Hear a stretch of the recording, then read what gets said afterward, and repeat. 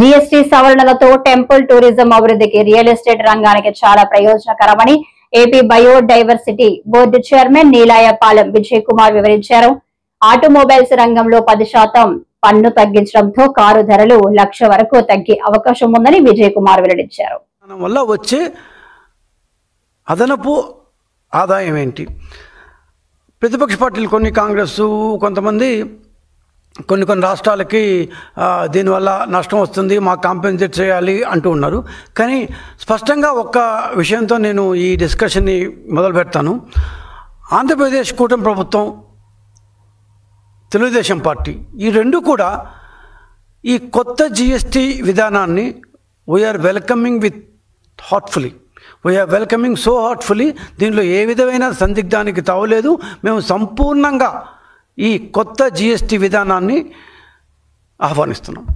So okay, ఆహ్వానిస్తున్నాం అని చెప్పిన తర్వాత మనం అందరం పేపర్లో రోజు చదువుతూనే ఉంటాం. ఈ మధ్య ఒక 1 మంత్గా మన అమెరికన్ ప్రెసిడెంట్ ట్రంప్ గారు భారతదేశం నుంచి వచ్చే ఎగుమతుల మీద అంతకుముందున్న 5, 10, 12% ట్యాక్స్ కాకుండా, పన్నులు కాకుండా, వాళ్ళు టారిఫ్ అంటారు దాన్ని, ఆ టారిఫ్ కాకుండా ఈసారి 50% దాదాపు ఒక ఐటీ, ఫార్మా, మందులు ఇట్లాంటివి కాకుండా దాన్ని కూడా వేస్తారేమో రాబోయే రోజుల్లో తెలియదు. కానీ సో దీని మీద పన్నులు వేస్తాను, 50% ట్యాక్సేషన్ వేస్తాను అన్నారు. మిగతా అవన్నీ పక్కన పెడితే బాగా దెబ్బతినిపోయేది మన యొక్క రొయ్యలు, చేపలు, రొయ్యలు. భారతదేశం ఎక్కువగా ఆంధ్రప్రదేశ్ నుంచి ఏదైతే ఎగుమతి అవుతుందో అది ఖచ్చితంగా దెబ్బతింటుంది కొంతవరకు. సో ఇట్లాంటి దెబ్బతిన్నప్పుడు ఈ ఇన్కమ్ని వేరే దీని నుంచి చూసుకోవాలి, ఆ పర్టికులర్ రంగాన్ని కూడా ఏ విధంగా చేయాలి అన్న విషయాన్ని మనం చూసుకోవచ్చు. సో ఈ విధంగా జిఎస్టీ అనేది మన యొక్క దైనందిన జీవితంలో ఏం చేస్తుంది అంటే, సెంట్రల్ గవర్నమెంటు ఈ కష్టాలన్నీ కొంత గొప్ప సరిదిద్దడానికి ఈ టారిఫ్లు తగ్గించింది. ఇందాక నేను చెప్పినట్టు ట్రంప్ టారిఫ్లు భయంకరంగా ఉన్నా కూడా కేంద్రంలో సమర్థమైన నాయకత్వం ఉండడంతో దేశ ఆర్థిక వ్యవస్థ ఇప్పుడు లాస్ట్ మంత్ 27th అన్నారు, ఇవాళ 6వ తేదీ, దాదాపు ఈ 10-15 రోజులు అయిపోయింది. కానీ ఇంతవరకు మన దేశంలో ఏమీ పెద్ద మార్పులు ఏమీ రాలేదు. సో మనం దీన్ని తట్టుకోగల శక్తి ఉంది అని మనం ప్రపంచానికి నిరూపించదలుచుకున్నాం. ఆ నిరూపించదలుచుకున్న భాగంలోనే గవర్నమెంటు కొన్ని చర్యలు చేపట్టింది. ఆ చర్యలు చేపట్టడంలో భాగంగానే ఈ జిఎస్టీ తగ్గింపు అనేది కూడా ఒకటి. ఇంకా చెప్పాలంటే దేశ ప్రజలకు దీపావళి ముందుగానే వచ్చింది. ఇంత పెద్ద ఎత్తున ట్యాక్సులు తగ్గిస్తారని ఎవరూ ఊహించలేదు. మూడోసారి మోడీకి అధికారం ఇచ్చినప్పుడు 2024లో ఆంధ్రప్రదేశ్లో కూటమి ప్రభుత్వానికి అధికారం ఇచ్చినప్పుడు ఎవరు కూడా ఇంత పెద్ద ఎత్తున పన్నులు తగ్గిస్తారని అనుకోలేదు. సో ఈ యొక్క పన్నుల దీనివల్ల ఆర్థిక చైతన్యం పెరుగుతుంది, వినియోగం పెరుగుతుంది, రాష్ట్ర మార్కెట్లో ఉత్సాహం వస్తుంది, మార్కెట్లోకి ఎక్కువ డబ్బులు వస్తాయి, క్రయ విక్రయాలు ఎక్కువ జరుగుతాయి. ఎక్కువ క్రయ విక్రయాలు జరిగితే ఆటోమేటిక్గా గవర్నమెంట్కి సంపద వస్తుంది. గవర్నమెంట్ సంపద వస్తే ఆటోమేటిక్గా దాన్ని మళ్ళీ సంక్షేమ రంగం మీద ఖర్చు పెట్టడానికి వీలవుతుంది. సో మన రాష్ట్రం సంబంధించినంత వరకు ఈ జిఎస్టీ మార్పులు ఏదైతే ఉన్నాయో నిన్న మొన్న వచ్చినవి, ఇవన్నీ ఉపాధి అవకాశాలు పెంచేలా, వ్యాపార వాతావరణాన్ని మెరుగుపరిచేలా, ప్రజల జీవితాన్ని సుఖవంతం సులభతరం చేసేలా ఉన్నాయని ఖచ్చితంగా చెప్పచ్చు.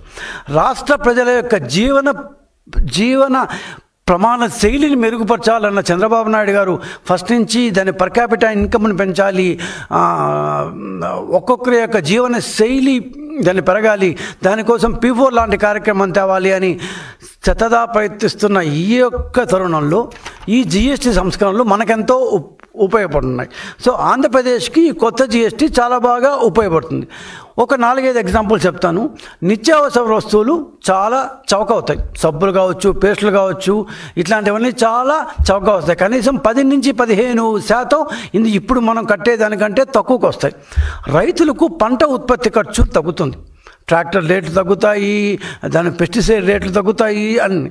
సో వ్యాపారానికి సౌలభ్యం ఈజీ అవుతుంది. కొత్త ఎందుకంటే తక్కువ వస్తే ఎక్కువ కొంటాం. ఎందుకంటే ఇంతకుముందు ఒక కేజీ నూనె మా వైసీపీ హయాంలో కొనాలంటే 190-200 రూపాయలకి వెళ్ళిపోయిన ఇది చూసాం మనం. సో ఇప్పుడు అవన్నీ తగ్గుతాయి. సో ఎక్కువ డబ్బు వ్యాపారస్తులకు వస్తే వాళ్ళు కూడా ఎక్కువ వ్యాపారం చేస్తారు, వ్యాపారానికి సౌలభ్యం వస్తుంది. ఆరోగ్యం అందరికీ చేరువవుతుంది. చాలా ఎక్కువ మందుల రేట్లు, మరి దాని క్యాన్సర్ లాంటివి ఏమంటారు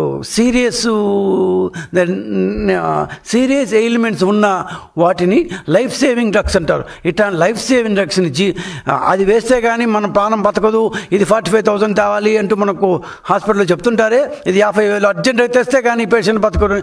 అట్లాంటి వాటిని చాలా వరకు తగ్గించారు. Life insurance, health insurance life మీద ట్యాక్స్ తీసేశారు. అంటే మనము మన యొక్క జీవితానికి హెల్త్ ఇన్సూరెన్స్ కట్టుకుంటే సరే, ఇంతకుముందు ఉన్నప్పుడు పెట్టారు కాదనలేదు, ఇప్పుడు హెల్త్ ఇన్సూరెన్స్ మీద ట్యాక్స్ మొత్తం తీశారు. గృహ నిర్మాణ ఖర్చులు తగ్గుతాయి, నేను దాన్ని డీటెయిల్గా చెప్తాం. సో ఇవన్నీ చేసిన తర్వాత ప్రజలకు ఆర్థిక ఉపశమనం వస్తుంది, కొనుగోలు శక్తి కూడా ఎక్కువ అవుతుంది. సరే, మనం ఇప్పుడు కొత్త రాష్ట్రం, మనం బ్రహ్మాండమైన దాని కన్స్ట్రక్షన్ వర్కులు చేస్తున్నాము, కొత్త వాళ్ళు